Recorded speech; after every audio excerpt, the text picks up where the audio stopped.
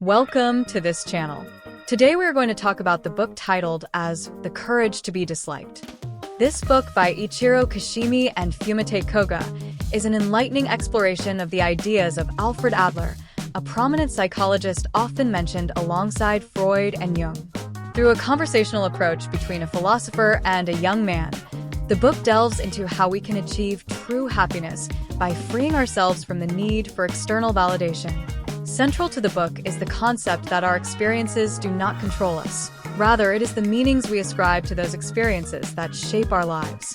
This idea runs counter to deterministic thinking, suggesting that, regardless of our past, we can find joy and fulfillment by changing our perspectives. Each night in the book represents a profound discussion on personal responsibility, overcoming interpersonal issues, and cultivating a sense of self that is not contingent upon others' opinions or expectations.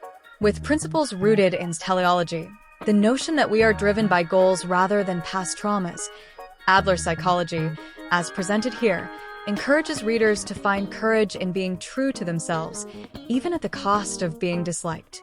This liberating approach emphasizes living fully in the present and gaining the courage to be normal as an antidote to modern anxieties. The first night, deny trauma. In the first night, the philosopher challenges the young man's belief that his life is shaped by past traumas and unchangeable circumstances. The philosopher argues against Freud's concept of trauma, introducing Alfred Adler's perspective that individuals are not determined by past experiences, but by the goals they choose in the present. According to Adlerian psychology, people fabricate emotions and circumstances to meet their own goals. For instance, anger and anxiety are not reactions forced upon us by external events. Rather, we use them as tools to avoid certain situations or to control others. The philosopher emphasizes that we each interpret the world subjectively.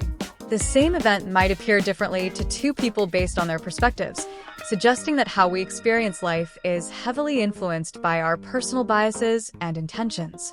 This opens the possibility for change. If we alter our subjective viewpoint, the world will seem different, and our problems will become manageable. The philosopher challenges the young man to consider that it's not his past, but his current interpretation of life that holds him back, implying that true freedom comes from abandoning the idea that we are prisoners of our past. This dialogue sets the stage for exploring self-acceptance, the courage to change, and the choice to find happiness in the present moment. The second night, all problems are interpersonal relationship problems. During the second night, the philosopher explains that almost all personal struggles stem from interpersonal relationships. Problems such as low self-esteem, self-doubt, and feelings of inadequacy are not intrinsic, but arise from our comparisons with others. Adler argues that feelings of inferiority and superiority are deeply intertwined, as people tend to overcompensate for what they perceive as personal shortcomings by trying to feel superior to others. Adlerian psychology encourages discarding the need to compete with others. The philosopher explains that people often feel inadequate because they rely too heavily on external validation, leading them to doubt themselves and distrust their worth. He introduces the idea of the life lie, where individuals invent false narratives to justify why they cannot change or succeed. Such life lies provide a convenient excuse to remain in a comfort zone, reinforcing the need for self-approval rather than self-development. The solution, according to the philosopher, is to separate one's self-worth from external factors, ceasing to view life as a series of power struggles.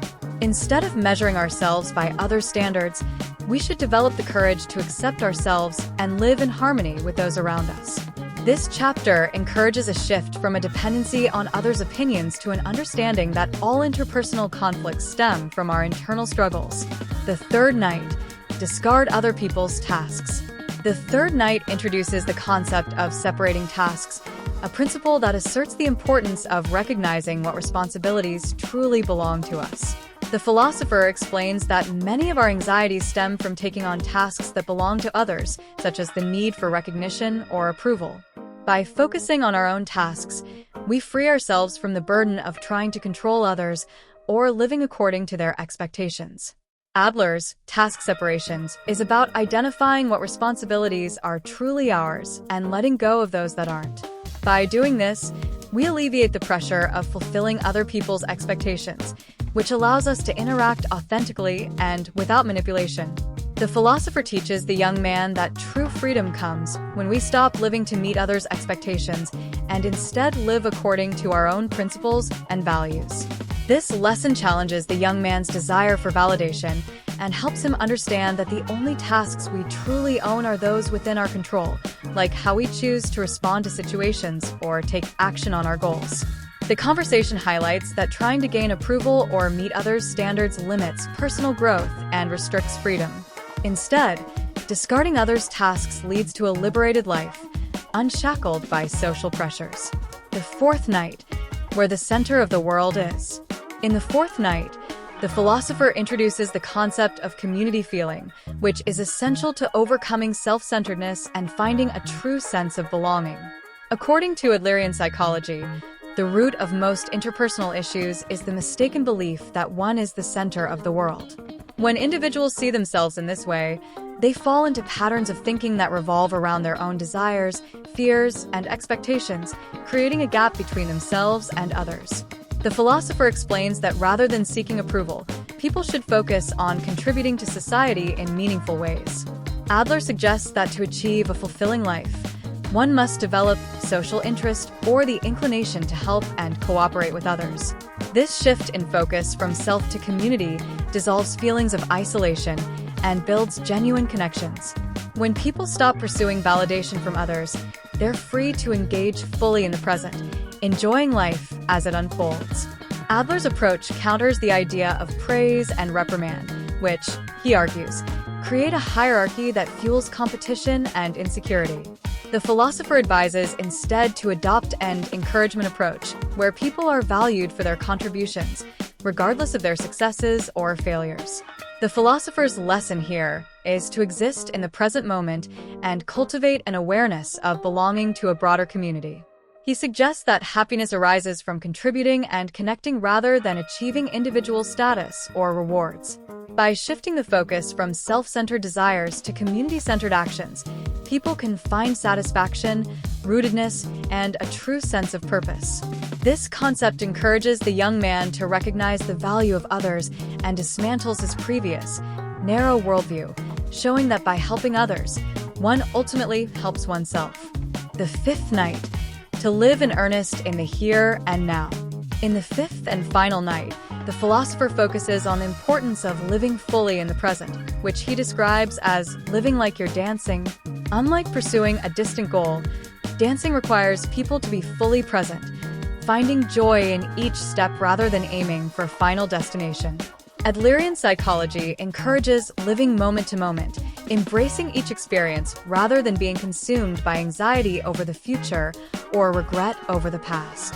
The philosopher contrasts self-acceptance and self-affirmation, emphasizing that self-acceptance is not about inflating one's self-worth, but about acknowledging one's limitations without letting them hinder happiness.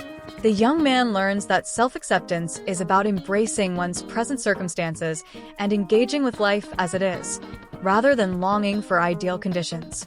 Adlerian psychology, as presented here, insists that people can be happy only when they stop striving to be special and accept the value of being ordinary.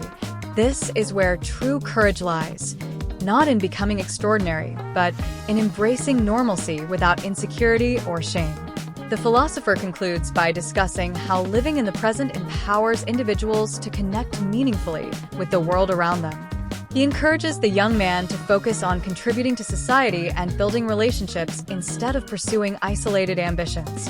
Through this conversation, the young man begins to understand that happiness is attainable when one lives with sincerity, presence, and a commitment to making each moment count.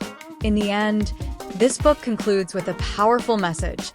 Happiness is a choice available to everyone in the present moment, independent of circumstances, past trauma, or external validation. Through Adlerian principles, the philosopher encourages readers to embrace self-acceptance, reject the notion of seeking approval, and discard tasks that belong to others. True freedom, according to Adler, comes from letting go of the need for external validation and living authentically, rooted in the desire to contribute to a community rather than pursue superiority. The book emphasizes the courage required to be ordinary and find value in simply being oneself. In choosing to live fully in the present, individuals can escape the traps of determinism and isolation, ultimately finding a fulfilled, purpose-driven life.